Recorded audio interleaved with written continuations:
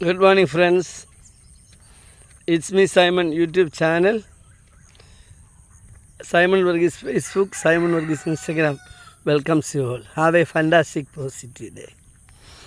ഇന്നിപ്പം വളരെ സന്തോഷ ദിവസം എന്താണെന്ന് വെച്ചാൽ ഫുൾ സ്ട്രെച്ച് ഓഫ് എക്സസൈസ് ചെയ്തു. അത് ഇച്ചിരി പാടാണ്. 21 എക്സസൈസ് 30, 50, 100 ഇങ്ങനെ ചെയ്യുമ്പം നല്ല സ്ട്രെയിനാണ്. പക്ഷേ ഇവൻ്റോ അത് ചെയ്തുകൊണ്ട് ചെറിയൊരു അണപ്പുണ്ട് എൻ്റെ വീഡിയോയിൽ. അതുകൊണ്ട് ഞാൻ പറയാൻ കാര്യം, ഞങ്ങളുടെ കൃഷിക്കാർ ഒരു കർഷകൻ വിതച്ച വയൽ നോക്കുന്നുണ്ട്. വെയിലുണ്ടല്ലേ, ലൈറ്റ് ഞാൻ കണ്ടേ. ഓക്കേ, നല്ല വെയിലത്താണ് നിൽക്കുന്നത്. സമയം അത്രയൊന്നും ആയില്ല, എങ്കിൽ പോലും വെയിലുണ്ട്. ഇന്ന് ഞാൻ സംസാരിക്കാൻ ആഗ്രഹിക്കുന്നത് എൻ്റർപ്രണർഷിപ്പിനെ പറ്റിയാണ്. നമ്മുടെ മലയാളികൾ കൂടുതൽ പേരും ഒരു പ്രത്യേക മതവിഭാഗം ഒഴിച്ചാൽ, പക്ഷെ ഇപ്പോഴും അവരും വിദ്യാഭ്യാസത്തിൻ്റെ ഗൗരവം ബോധ്യപ്പെട്ട് പഠിച്ച് മുന്നേറാൻ തുടങ്ങി ഉണ്ട്. എന്നിരുന്നാലും മൊത്തത്തിൽ നമ്മളെല്ലാം നമ്മുടെയൊക്കെ മനസ്സിലിങ്ങനെ റെക്കോർഡ് ചെയ്ത് വെച്ചിരിക്കുന്നത് ചിപ്പ് ഒരു നല്ല ജോലിയെ സംബന്ധിച്ചാണ്. Sometimes it is A doctor, sometimes it is an engineer, sometimes it's a police officer, IAS officer or forest officer, railway officer, something like that, right? എല്ലാവർക്കും അങ്ങനെ വേണ്ടത്. പക്ഷേ എൻ്റർപ്രണർഷിപ്പ് എന്ന് പറഞ്ഞാൽ മോസ്റ്റ് സോഫിസ്റ്റിക്കേറ്റഡ് ആയിട്ടുള്ള, മോസ്റ്റ് അഡ്മിറബിൾ ആയിട്ടുള്ള, ആദരവ് ലഭിക്കുന്ന, സർവ്വരാലും മഹത്വപ്പെടുത്തുന്ന ഒരു സംഭവമാണ് എന്ന് നമുക്കറിയാമോ? ഒട്ടനവധി പേർക്ക് ഇപ്പോൾ അറിയാം. കേരളം ഇന്ത്യയിലെ ഏറ്റവും ബെസ്റ്റ് സ്റ്റാർട്ടപ്പുകളിൽ ഒന്നായി മാറി. അതൊക്കെ പറയുമ്പം നമ്മളോർക്കും എനിക്ക് ബുദ്ധിയില്ല, കഴിവില്ല, വിദ്യാഭ്യാസം ഇതൊന്നും ആവശ്യമില്ല. കഴിഞ്ഞ ദിവസം കണ്ടില്ലേ, ഇന്ത്യയിലെ ഏറ്റവും വലിയ ആദരിക്കപ്പെടുന്ന സ്ത്രീയായിട്ട് എടുത്ത് 72 വയസ്സുള്ള കുമളിക്കാരി ഒരു ഷേർലി എന്നാണോ പേര്? ഞാൻ ജസ്റ്റ് വായിച്ചു പോയിട്ട് പേര് ഞാൻ എനിഹോ ഷീസ് 72 ഇയേഴ്സാണ്. അപ്പോൾ അവരവരുടെ ചെറിയ മുറിയിൽ തുടങ്ങിയ ഒരു ചെറിയ കേക്ക് നിർമ്മാണമാണ് ഇന്ന് ഇൻ്റർനാഷണലി ഫേമസായി ലോകരാജ്യങ്ങളിലേക്ക് കയറ്റി അയക്കുന്ന കേക്ക് ഉൽപ്പാദന കേന്ദ്രമായി മാറിയിരിക്കുന്നത്. അപ്പം അതിൻ്റെ വാർത്തകളൊക്കെ വരുന്നുണ്ട്. നാഷണൽ ഡെയിലി, ഇൻ്റർനാഷണൽ ഡെയിലിയൊക്കെ പറയുന്നുണ്ട്. അവരാശം റോഡിൽ നിൽക്കുന്നുണ്ട്. ഒരു പക്ഷിയാണ്. കണ്ടോ? ഓക്കേ, അപ്പം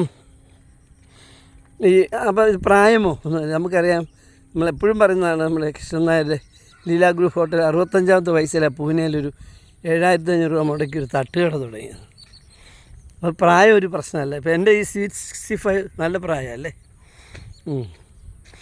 അപ്പം നമ്മൾക്ക് എൻ്റർപ്രണർഷിപ്പിനെ പറ്റി എന്ന് സംസാരിക്കും. എന്താണ് എൻ്റർപ്രണർഷിപ്പ്, അതെങ്ങനെ ചെയ്യാം, അതിനുവേണ്ട നൂതന മാർഗങ്ങൾ, അതിനകത്ത് ഫലപ്രദമായി സ്വീകരിക്കേണ്ട നടപടിക്രമങ്ങൾ, ഇതൊക്കെ ചെറുതായിട്ട് പറയുന്നുള്ളൂ. ഇത് ഞാൻ 3 മണിക്കൂർ എടുക്കുന്ന ക്ലാസ്സാണ്. അപ്പോൾ ഞാൻ 5-10 മിനിറ്റ് കൊണ്ട് പെട്ടെന്ന് അങ്ങ് പറഞ്ഞു പോവുക. കൂടുതൽ ആവശ്യമുള്ളവർക്ക് വിളിക്കാം. ഓക്കെ, അതായത് നമ്മൾ ജോലി അന്വേഷിച്ച് നടക്കുന്ന ആളല്ലേ, സ്വാഭാവികമായിട്ട് സാധാരണക്കാരെല്ലാം അങ്ങനെ. നല്ലൊരു എഡ്യൂക്കേഷൻ കയ്യിലുണ്ട്, ബിടെക് ഉണ്ട്, എംടെക് ഉണ്ട്, MSc BEd ഉണ്ട്, സെറ്റ് ഉണ്ട്, നെറ്റ് ഉണ്ട്, ഇങ്ങനെ നടക്കുക. എന്നാൽ പലരും ഇപ്പം കുറേ വിദേശത്തൊക്കെ പോയി എന്തെങ്കിലുമൊക്കെ ചെറിയ പണിയൊക്കെ ചെയ്യുന്നുണ്ട്. ഈ ഡിഗ്രിയൊക്കെ വെച്ച് ഇവിടെ തന്നെ ചെയ്യുന്ന പോലെ തന്നെ അവിടെയും ചെയ്യുന്നുണ്ട്. ഒരിക്കൽ ഞാൻ ഒരു ഹോട്ടലിൽ കയറി, സാധാരണ ഹോട്ടലാണ്, സിമൻറ്റ് പോലെ ഒരു ഹോട്ടലിൽ കയറി ഭക്ഷണം കഴിക്കുമ്പോൾ എനിക്ക് ഫുഡ് തരുന്നൊരു പയ്യൻ, അവർ ഭയങ്കര സ്മാർട്ടാണ്.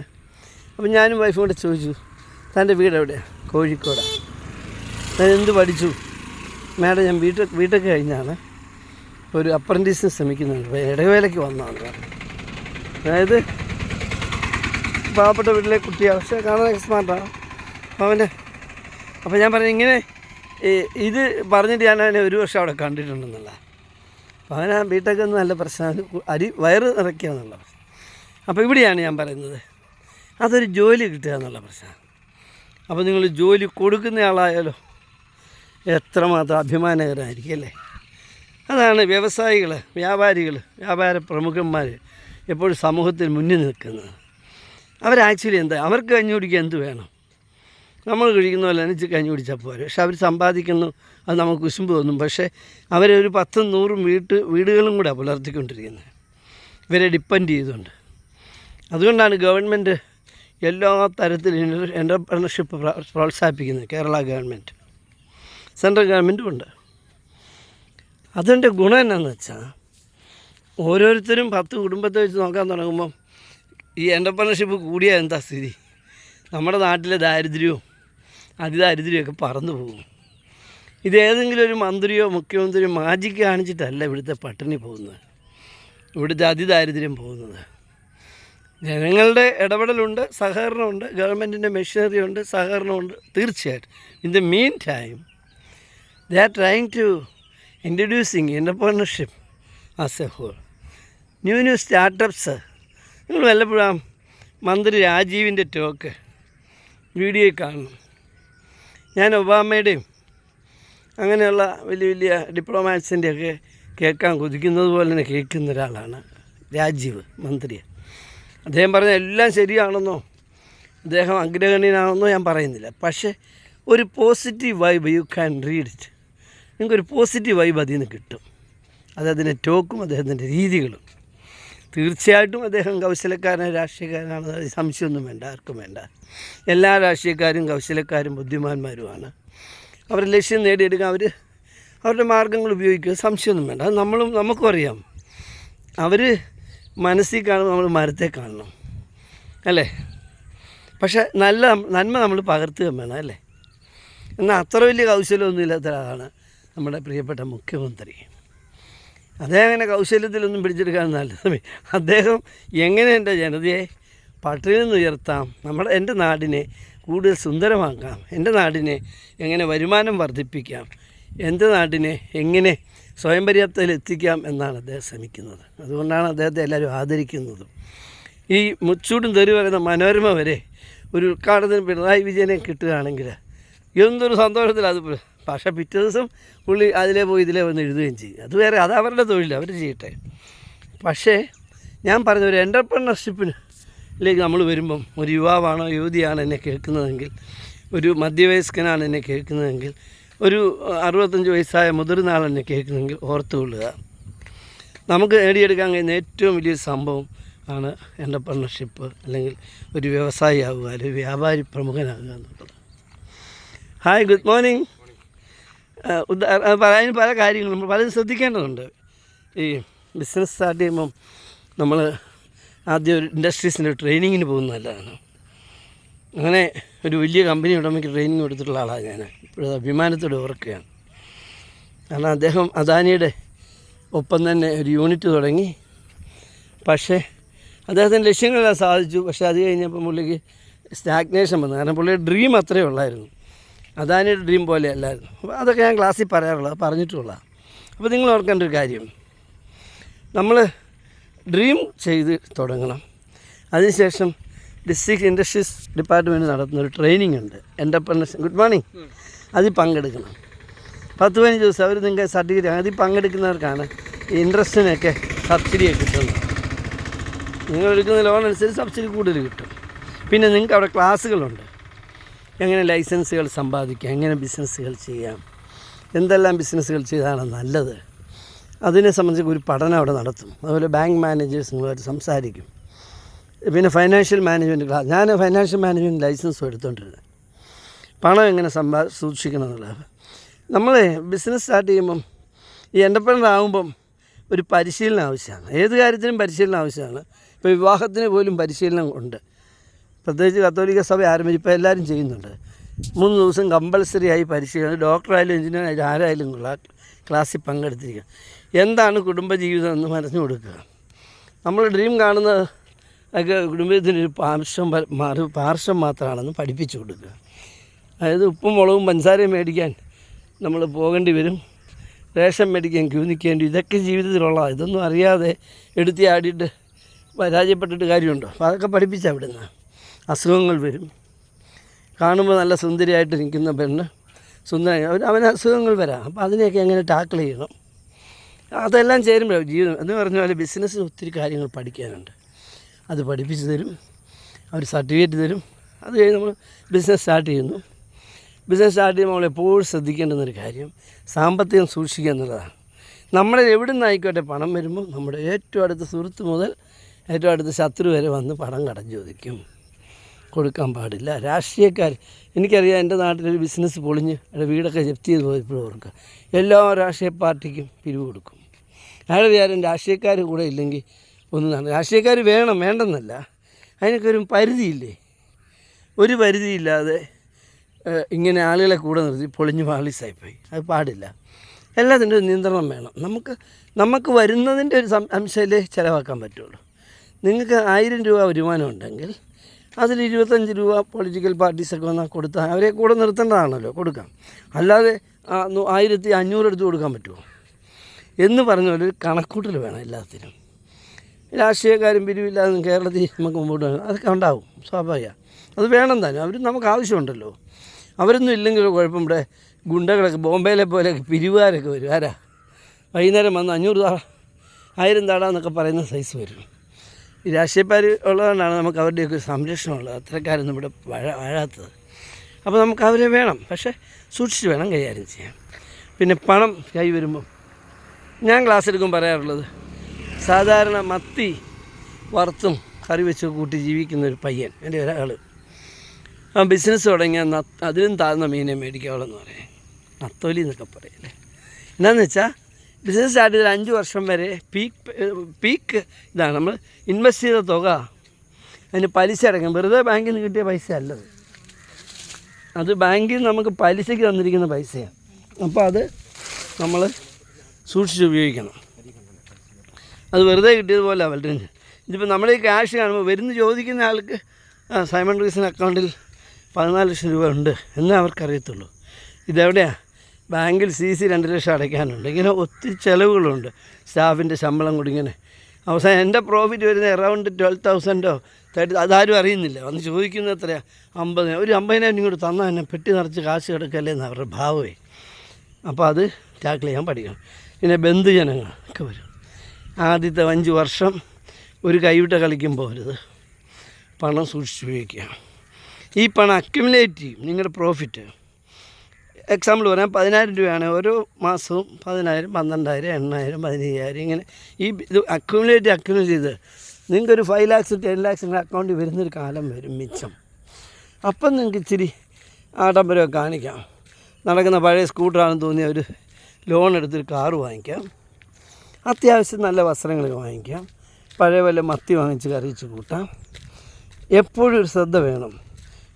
പിന്നെ ഒരു ബിസിനസ് ചെയ്ത് അല്പാൽപ്പം നേടിക്കൊണ്ടിരുന്ന അതിൽ സംതൃപ്തനാകരുത്. അങ്ങനെയുള്ളവരെല്ലാം നശിച്ചു പോയിട്ടുള്ളൂ. അപ്പോൾ നിങ്ങളിത് പ്ലാൻ ചെയ്യണം. ഈ ബിസിനസ് എങ്ങനെ വർദ്ധിപ്പിക്കാം, ഈ ബിസിനസ് നൂതനമായ എന്തെല്ലാം മാറ്റങ്ങൾ കൊണ്ട് all the time you must think and took decisions in this regard. കാരണം വെച്ചാൽ ഈ കാലം മാറിക്കൊണ്ടിരിക്കുക. അംബാസഡർക്കാരൻ്റെ കാര്യം അറിയുമോ? അംബാസഡർ എന്ന് പറഞ്ഞാൽ ഒരിക്കലും ബുക്കിങ് 10,000, 20,000, 50,000 ബുക്കിംഗ് ഉണ്ടാകുന്ന അംബാസഡർക്കാരുടെ സ്ഥിതി എന്താ? മറ്റു കാറുകളൊന്നും ഇതെല്ലാം തീർന്നു പോയി. അപ്പം അവർ മോഡേണൈസേഷൻ നടത്തിയില്ല, അല്ലെങ്കിൽ അതിനുവേണ്ടി പണം മുടക്കിയില്ല. ഇപ്പം ബെൻസ് കാറിൻ്റെ രീതി, എൻ്റെ ഒരു ഫ്രണ്ട് അതിൻ്റെ എഞ്ചിനാണ് പറയുന്നത്, അവരൊരു കാർ ഇറക്കുന്നതിന് മുമ്പ് 5 വർഷം കാർ ഇറക്കി 5 വർഷം അവരുടെ ആളുകൾ ഓടിച്ചുകൊണ്ട് നടക്കുമല്ലോ ഇന്ത്യ മുഴുവൻ, ലോകം മുഴുവൻ. എന്നിട്ട് അതിൻ്റെ ഡിഫക്ട്സ് എല്ലാം കണ്ട് തിരുത്തി ആ 5 വർഷം കൊണ്ടാകുന്ന മോഡേണൈസേഷൻ അതിൽ ഇംപ്ലിമെൻറ്റ് ചെയ്ത കാർ ഇറക്കുമ്പോൾ മോസ്റ്റ് മോഡേൺ കാർ അതിലോട്ട് കിട്ടുന്നത്. അതിന് അവർക്കൊരു സംശയമില്ല ഇത് കേടാവുമല്ലോ, അതെല്ലാം അവർക്കറിയാം. വേറെ ആൻറ്റിയർ വരെ അവർക്കറിയാം. അങ്ങനെയാണ് അവർ ചെയ്യുന്നത്. എന്ന് പറഞ്ഞതുപോലെ നമ്മളൊരു ബിസിനസ് ചെയ്തു. ഉദാഹരണം, ഒരു മാറ്റ് കമ്പനി ചെയ്തു. മാറ്റിൻ്റെ ബിസിനസ് USA പ്രശ്നം വന്നപ്പോൾ ഇച്ചിരി ഡള്ളായി. അങ്ങനെയൊക്കെ ഇതെല്ലാം മുൻകൂട്ടി കണ്ടുകൊണ്ട് വേണം ഒന്നല്ലെങ്കിൽ മറ്റൊന്നിലേക്ക് നമ്മുടെ വ്യാപൃതനായിരിക്കണം എപ്പോഴും. അങ്ങനെ എനിക്കറിയാം ഒരാൾ വള്ളിച്ചെരുപ്പിൻ്റെ ആദ്യം പഴയ ചെരുപ്പ് കൊണ്ടുവന്ന് പൊടിച്ചിരുന്ന ആൾ വള്ളിച്ചെരുപ്പായി, അവിടെ നിന്ന് മാറ്റായി, ഇൻ്റർനാഷണൽ മാറ്റായി, എക്സ്പോർട്ടറായി ഇന്ന് ജീവിക്കാൻ എനിക്കറിയാം. അവർക്ക് ഇന്നിപ്പോൾ മറ്റ് ബിസിനസ്സുകളുണ്ട്. അവർക്ക് കുട്ടികൾ കളിക്കുന്ന ക്ലബ്ബുണ്ട്, എന്നാ പറയുന്നത് ടർഫുണ്ട്, വെയിങ് മെഷീൻ്റെ പ്ലാന്റ് ഉണ്ട്. അങ്ങനെ പലതരം ബിസിനസ്സിൽ അവർ എന്താ കാര്യം? എങ്കിലേ നമുക്ക് മുമ്പോട്ട് പോകാൻ പറ്റത്തുള്ളൂ. അപ്പം എൻ്റർപ്രനർ ആകുമ്പം ശ്രദ്ധിക്കേണ്ടുന്നൊരു കാര്യം, ഞാൻ ചെരുപ്പ് മാത്രമേ നിർമ്മിക്കുമെന്നും പറഞ്ഞ് തുടങ്ങരുത്. ഞാൻ ചെരുപ്പും തുടങ്ങും, അതിനോടനുബന്ധിച്ച് മറ്റു പലതും ചെയ്യും. ഞാൻ ഓൾവേസ് യാത്ര ചെയ്യും. ഒരു എൻ്റർപ്രനറിനോട് അതിനോട് കുത്തിയിരിക്കേണ്ട ആവശ്യമില്ല. ചെറിയ ശമ്പളത്തിൽ ഈ തൊഴിൽ കിട്ടാൻ വേണ്ടി ആൾ നടപ്പുണ്ട്. അവരെ എൻഗേജ് ചെയ്യുക, ക്യാമറകൾ ഫിറ്റ് ചെയ്യുക, ബില്ലിങ് സിസ്റ്റം ആക്കുക. അതിന് നിങ്ങൾക്ക് പോകാം, യാത്ര ചെയ്യണം. Wide and extensive journey. നിങ്ങൾ ഈ പറഞ്ഞ ജപ്പാനിലോ ജർമ്മനിയിലോ ഒക്കെ ഉള്ള എക്സിബിഷൻസൊക്കെ കാണാൻ പോകണം. ഡൽഹിയിൽ അവിടെ വാഹന വരും, പോയി കാണും. ഇങ്ങനെ അറിവ് സമ്പാദിച്ചുകൊണ്ടിരിക്കണം. ഒരു ബിസിനസ്സുകാരൻ ധാരാളം അറിവുള്ളവനായിരിക്കണം. കാലം എങ്ങനെ പോകുന്ന അറിയാം. നല്ല സിനിമ കാണുന്ന ആളായിരിക്കും. സിനിമ കാണുമ്പോൾ എന്താ കിട്ടുന്നത്? ഏറ്റവും നൂതനമായ ഐഡിയാസ് നിങ്ങൾക്ക് കിട്ടും. സിനിമ ആഴ്ചയിൽ സിനിമ കാണണം. പറ്റുമെങ്കിൽ ഫാമിലിയായിട്ട് നിങ്ങളുടെ ഭാര്യ എപ്പോഴും അല്ലെങ്കിൽ ഭർത്താവിനെ എപ്പോഴും കൂടെ കൂട്ടും. എന്തിനാണെന്നറിയോ? ഒരാളെടുക്കുന്ന തീരുമാനത്തെക്കാൾ എപ്പോഴും നല്ലത് മറ്റൊരാളുടെ കൂടെ കൂടിയുള്ള. രണ്ടുപേർ ചേർന്നെടുക്കുമ്പം തെറ്റുകുറ്റങ്ങളുണ്ടെങ്കിൽ പെട്ടെന്ന് തിരുത്താൻ പറ്റും. വലിയ ലോസ് ഉണ്ടാകുന്നതിന് മുമ്പ് നമുക്ക് സ്റ്റോപ്പ് ചെയ്യാൻ പറ്റും, ആ വാതിലടയ്ക്കാൻ പറ്റും. ഓക്കെ, അപ്പം ഇങ്ങനെ ചെയ്യുക. പിന്നെ ഇതിൻ്റെ അതിനൂതനങ്ങളായ അവസ്ഥയ്ക്ക് ഞാൻ പോകുന്നില്ല, ഇപ്പം തന്നെ ടൈം കൂടിപ്പോയി. എന്തായാലും ഞാനൊരു ഇത് എക്സാമ്പിൾ പറയുകയാണ്. ഇപ്പോൾ പ്രധാനമന്ത്രി നരേന്ദ്രമോദിജി അമേരിക്കയിൽ പോകുന്നു. ആരെയാണ് കൊണ്ടുപോകുന്നത്? വിമാനം നിറച്ച് പത്രക്കാരാണ് കൊണ്ടുപോകുന്നത്. അല്ല, 2-3 ഡെയിലീസിനെ കൊണ്ടു. പിന്നെ കൊണ്ടുപോകുന്ന ആരാ? അതീവ മിടുക്കുള്ള ശാസ്ത്രജ്ഞന്മാർ, അതീവ മിടുക്കുള്ള ബിസിനസ്സുകാർ, അതീവ വ്യാപാരികൾ, അങ്ങനെ ഓരോ നല്ല ഡോക്ടർമാർ. അവർക്കറിയാം അമേരിക്കയിൽ പോകുമ്പോൾ അവിടുത്തെ നൂതനങ്ങളായ സിസ്റ്റം കണ്ടുപിടിക്കാൻ ഇന്ത്യയിൽ ഇംപ്ലിമെൻ്റ് ചെയ്യാനായി പോകുന്നത്. അല്ലാതെ മോദിജിയുടെ കറങ്ങിടക്കാൻ പോകുന്നതല്ല അവർ. അതുപോലെ അദാനി, മോദി പോകുമ്പോൾ എല്ലാ ടൂറിലും പോകും. എന്താ, ഇൻ്റർനാഷണലി ബിസിനസ് ചെയ്യുന്ന ആളാണ്. നമ്മൾ അദാനിയെ കുറ്റം പറയുമായിരിക്കും, പക്ഷേ അദാനിയാണ് നമ്മുടെ തിരുവനന്തപുരം എയർപോർട്ടാക്കിയത്. വിഴിഞ്ഞ എയർപോർട്ടിൻ്റെ ലാഭം നമുക്ക് 30 വർഷം കഴിഞ്ഞ് കിട്ടുകയുള്ളെന്ന് കഴിഞ്ഞ ദിവസം ഡെയിലി പരിതപിക്കുന്നത്. ഈ മണ്ടൻ മനസ്സിലാക്കുന്നില്ല. അവിടുത്തെ GSTയും ടാക്സും ഭയങ്കര തുകയാണ് കയറുക. അതിൻ്റെ ഒരു പങ്ക് വേണമെന്ന് പറഞ്ഞ് കേന്ദ്ര ഗവൺമെൻറ് ഇപ്പോൾ വഴക്ക് പിടിച്ചുകൊണ്ടിരിക്കുക. അത് ചിന്തിക്കാതെ തെറ്റിദ്ധാരണ വരുത്തുന്നത്. ശരിയാണ്, പണം മുടക്കി അവൻ്റെ തല മുടക്കി ബുദ്ധി മുടക്കി അവൻ ചെയ്യുമ്പം ലാഭം അവനെടുത്തോ. അല്ല പിന്നെ ലാഭം എടുക്കാൻ ആരും വരുമോ? പക്ഷേ ഇത് മീൻ ടൈം സബ്സിഡിയായിട്ടുള്ള ടാക്സുകൾ, വരുമാനങ്ങൾ എല്ലാം ആർക്കാണ് കിട്ടുന്നത്? കേരള. അതിൻ്റെ ഒരു പങ്ക് വേണമെന്ന് ഇപ്പോൾ കേന്ദ്ര ഗവൺമെൻറ് പറയുന്നത്. അവരണ്ട് കുറച്ച് തുക മുടക്കി അതിൻ്റെ തിരിച്ചടവായിട്ട് ഇതിൻ്റെ ലാഭത്തിന് ശകലം വേണമെന്നാണ് പറഞ്ഞിട്ടുണ്ട്. എന്ന് വെച്ചാൽ എല്ലാവരും ബുദ്ധിക്ക് സാമർഥ്യമുള്ളവരല്ലേ. അപ്പം അദാനിയെ കൂടെ കൂട്ടുമ്പോൾ മോദിജി അദാനി കോടീശ്വരനായി. എന്തായാലും അദാനി കഴിക്കുന്നെന്താ? ഇത്രയ്ക്ക് കഴിക്കത്തുള്ളൂ. ബാക്കി എവിടെ പോകുന്നത്? ഈ ദേശത്ത് വിവിധമായി സ്പ്ലിറ്റപ്പ് ചെയ്യുമ്പോൾ അവിടെ എല്ലാം ഓരോ കുടുംബങ്ങൾ വളർന്നുകൊണ്ടിരിക്കുക, രക്ഷപ്പെട്ടുകൊണ്ടിരിക്കുക ഇല്ലേ? ഞാൻ ഈ മൊബൈൽ ഫോൺ പിടിച്ചുകൊണ്ട് നടക്കുമ്പോൾ അഭിമാനത്തോടെ ഓർക്കുന്നത് ജിയോ കമ്പനിയാണ്. ജിയോക്കാർ അവരാണ് ആദ്യം നല്ല മൊബൈൽ 500 രൂപയ്ക്ക് എല്ലാവർക്കും കൊടുത്തത്. അപ്പോൾ അങ്ങനെ വ്യവസായികളും വ്യാപാരികളും വേണം നാട്ടിൽ. ഇപ്പോൾ ഇവിടെ ഈ എൻ്റർപ്രണർഷിപ്പിനെ പ്രോത്സാഹിപ്പിക്കുക ഗവൺമെൻറ് എല്ലാ രീതിയിലും. വലിയ ഈടൊന്നും ഇല്ലാതെ 2 കോടി രൂപ, 5 കോടി രൂപ, 10 കോടി രൂപ ലോൺ കിട്ടും KFCയിൽ നിന്ന്. പക്ഷേ നിങ്ങൾക്കൊരു നല്ല ബുദ്ധി വേണം, ഒരാശയം വേണം, അതിലൊരു താല്പര്യം വേണം, ഒരു മനസ്സ് വേണം. ഉണ്ടോ? ഉണ്ടെങ്കിൽ നിങ്ങൾക്ക് ആരംഭിക്കാവുന്നതാണ്, ഏറ്റവും നല്ലതാണ്. ഇത് സംബന്ധിച്ച് ഇതിപ്പോൾ ഞാൻ തൃപ്തനല്ല, എല്ലാ കാര്യവും പറഞ്ഞില്ല. ഒരു കമ്പനി എങ്ങനെ കൊണ്ടുപോകണം, ഒരു വ്യവസായം എങ്ങനെ കൊണ്ടുപോകണം, എങ്ങനെ മെക്കനൈസ് ചെയ്യണം എന്നൊക്കെയുള്ള കാര്യങ്ങൾ പറഞ്ഞിട്ടില്ല. അത് ഞാൻ ഒരു വീഡിയോ കൂടെ ചെയ്യാം. ഒന്ന് ഞാൻ പറയാം. നിങ്ങളെല്ലാം ഇങ്ങനെ തൊഴിൽ തേടി നടക്കാതെ തൊഴിൽ സംരംഭകരായി മാറുക. നിങ്ങൾ വല്ലപ്പോഴും ഇൻഡസ്ട്രീസ് മിനിസ്റ്ററൊക്കെ ഒന്ന് പോയി കാണുക. വളരെ നല്ല മനുഷ്യനായി രാജീവ്. നിങ്ങൾ എനിക്ക് I mean my 60, I mean my 50, I mean my 40. I just want to talk you just for 30 minutes, sir. Will you please give me a permission to meet you in person? ചോദിക്കുക. അദ്ദേഹം പറയും അദ്ദേഹം പറയും ബാ സംസാരിക്കും. നിങ്ങളെ കൂടുതൽ ഉത്തേജിതനാക്കും, offers തരും. അങ്ങനെ നിങ്ങൾക്ക് ഇതിലേക്ക് വരാം. Okay, all the best. ഈ ഒരാളും മറ്റൊരാൾ നന്നായതിനെതിരല്ല അഭിപ്രായം. പക്ഷേ നിങ്ങൾ ചെന്നിപ്പം ഒരു മാറ്റുണ്ടാക്കുന്ന ആൾ മാറ്റുണ്ടാക്കാൻ പഠിപ്പിക്കാന്ന് വെച്ചാൽ അവർ പഠിപ്പിക്കത്തില്ല. പക്ഷേ മാറ്റുണ്ടാക്കുന്ന ആളുടെ ബിസിനസ്സിനെ പറ്റി പറഞ്ഞുതരും. മനസ്സിലായോ? അവരുടെ ട്രേഡ് സീക്രട്ട് അവർ പറയില്ല, പക്ഷേ നിങ്ങളെ സഹായിക്കാനുള്ള മാർഗ്ഗം അവർ പറഞ്ഞു. ഓക്കെ, അപ്പോൾ ഓൾ ദ ബെസ്റ്റ്. നിങ്ങൾക്ക് എല്ലാ ഭാവങ്ങളും നേരുന്നു. എന്തായാലും ഒരു ചെറിയ കാര്യം കൂടെ പറഞ്ഞ് ഞാൻ അവസാനിപ്പിക്കാം. Okay, all the best. ഞാൻ നമ്മുടെ ഇന്നത്തെ വൈൻഡപ്പ് ചെയ്യാൻ എനിക്ക് മെസ്സേജ് വന്നു. Okay, thank you. Have a fantastic positive day. Praise of God. Thank U.